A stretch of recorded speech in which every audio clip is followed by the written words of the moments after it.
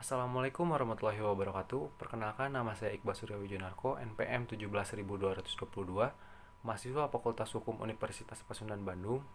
Di sini saya akan memberikan sedikit informasi mengenai hukum asuransi untuk memenuhi ujian akhir semester tahun 2020-2021. Lebih tepatnya, asuransi jiwa bersama atau yang biasa disingkat AJB, yaitu tentang tanggung jawab perusahaan asuransi jiwa atas kerugian yang diderita pemegang polis. Materi yang saya susun berdasarkan pendahuluan, identifikasi masalah, pembahasan, dan penutup. Mungkin untuk sebagian orang sudah tidak asing lagi ketika mendengar nama Bumi Putra sebagai perusahaan asuransi jiwa bersama. Perlu kalian ketahui bahwa perusahaan asuransi Bumi Putra berdiri pada tahun 1912, merupakan perusahaan asuransi berbadan hukum mutual tertua di Indonesia yang pernah meraih banyak penghargaan mulai dari top agen hingga top brand. Pada tahun 1990-an, Bumi Putra mengalami kekayaan dengan meraih premi tertinggi lebih dari 1 triliun rupiah. Keberadaannya yang sudah berdiri sejak puluhan tahun yang lalu membuat perusahaan tersebut memiliki banyak pemegang polis. Namun, saat ini perusahaan asuransi tersebut berada di ujung tanduk dikarenakan kondisi keuangan memburuk membuat neraca Bumi Putra tersungkur. Perusahaan Bumi Putra berada di ujung tanduk karena Otoritas Jasa Keuangan atau biasa disingkat OJK menjatuhkan surat peringatan kepada Bumi Putra atau SP3 pada Jumat tanggal 3 Juli 2020 akibat jumlah direksi yang tidak memenuhi ketentuan. Sementara itu, OJK selain mengeluarkan surat peringatan ketiga, juga mengeluarkan perintah tertulis kepada AJB Bumi Putra melalui surat nomor S-13-D05 tahun 2020. 5 poin pemerintah tertulis itu menegaskan manajemen harus memenuhi poin-poin yang ditetapkan oleh OJK. Hal ini terkait peran Otoritas Jasa Keuangan untuk melindungi kepentingan konsumen, pemegang polis, dan atau tertanggung. Masalah mulai tampak saat krisis moneter pada tahun 1997 dan mengakibatkan Bumi Putra terkena dampaknya.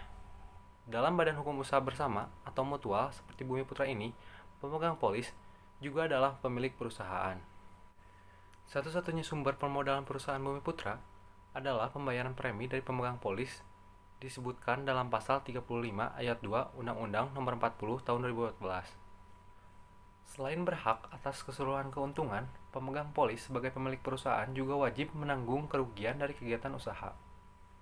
Situasi Bumi Putra yang tidak karuan ini membahayakan bagi pemegang polis, tertanggung, dan peserta. Jika direksi atau pengelola tidak memiliki jalan keluar untuk mengatasi permasalahan ini, Bumi Putra sah untuk dicabut perizinannya. Terdapat di dalam pasal 71 ayat 3 Undang-Undang Nomor 40 Tahun 2014 tentang perasuransian. Selanjutnya, ada identifikasi masalah terdiri dari 3 bagian, yaitu: yang pertama, apakah aspek hukum yang timbul dari kasus asuransi Bumi Putra?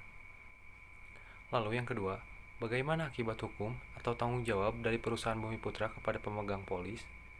Dan yang terakhir, upaya apakah yang harus dilakukan nasabah asuransi agar terhindar dari gagal bayar? Di sini kita akan masuk ke pembahasan. Yang pertama, adanya aspek hukum asuransi terhadap kasus Bumi Putra yang diatur oleh Undang-Undang Nomor 40 Tahun 2014. Yang pertama, adanya ruang lingkup usaha perasuransian, bentuk badan hukum, dan kepemilikan. Yang kedua, perusahaan perasuransian, perizinan usaha, dan penyelenggaraan usaha. Lalu yang ketiga, tata kelola usaha perasuransian berbentuk koperasi dan usaha bersama. Yang keempat, peningkatan kapasitas asuransi, asuransi syariah, dan reasuransi. Yang kelima, reasuransi syariah dalam negeri. Yang keenam, program asuransi wajib, perubahan kepemilikan, penggabungan, dan peleburan. Lalu yang ketujuh, pembubaran, likuidasi, dan kepilitan. Yang kedelapan, pelindungan pemegang polis, tertanggung atau peserta. Yang kesembilan, adanya profesi penyedia jasa bagi perusahaan perasuransian, peraturan, dan pengawasan. Lalu yang ke-10, adanya asosiasi usaha perasuransian. Selanjutnya, diatur dalam Undang-Undang Nomor 40 Tahun 2014 tentang perasuransian mencabut: yang pertama, adanya Undang-Undang Nomor 2 Tahun 1992 tentang usaha perasuransian. Yang kedua, Pasal 2 Ayat 5 Undang-Undang Nomor 37 Tahun 2004 tentang kepilitan dan penundaan kewajiban pembayaran utang. dinyatakan tidak berlaku bagi perusahaan asuransi dan perusahaan reasuransi. Ada juga diatur dalam Undang-Undang Nomor 2 Tahun 1999 tentang Usaha Perasuransian mengatur tentang pelindungan hukum terhadap tertanggung asuransi, yaitu tertuang dalam pasal 2 butir A. Dan pasal 3A disebutkan bahwa pelindungan yang diberikan oleh perusahaan terhadap tertanggung asuransi unit link sama dengan pelindungan hukum tertanggung asuransi jiwa untuk hari tua, asuransi pendidikan, dan lain-lain. Selanjutnya, ada akibat hukum atau tanggung jawab dari perusahaan Bumi Putra. Akibat hukum atau tanggung jawab dari perusahaan Bumi Putra yakni meliputi tanggung jawab dari perusahaan Bumi Putra dengan membayarkan klaim para nasabah. Berdasarkan pasal 27 Keputusan Menteri Keuangan Nomor 42 KMK.06/2003 tentang penyelenggaraan perasuransian, dinyatakan perusahaan asuransi haruslah membayar klaim paling lambat 30 hari sejak adanya kesepakatan antara tertanggung dengan penanggung atau kepastian mengenai jumlah klaim yang harus dibayar. Lalu, upaya apakah yang harus dilakukan nasabah asuransi agar terhindar dari gagal bayar? Dalam menentukan perusahaan asuransi, perlu memerhatikan 3 kriteria utama, yaitu yang pertama, citra atau riwayat dari perusahaan. Yang ketiga, ada baiknya memilih atau membeli asuransi dari perusahaan multinasional yang memiliki cabang di banyak negara, lantaran produk asuransi jiwa ini biasanya memiliki jangka waktu yang sangat panjang. Dan jangan sampai di tengah jalan perusahaannya bangkrut. Biasanya perusahaan multinasional lebih kuat dibanding perusahaan-perusahaan lainnya. Di sini dapat saya simpulkan, perusahaan asuransi Bumi Putra kini masuk ke dalam pengawasan Otoritas Jasa Keuangan sejak tahun 2013, dikarenakan ketidaksanggupan perusahaan untuk mengatasi kekacauan yang terjadi sejak krisis moneter pada tahun 1997.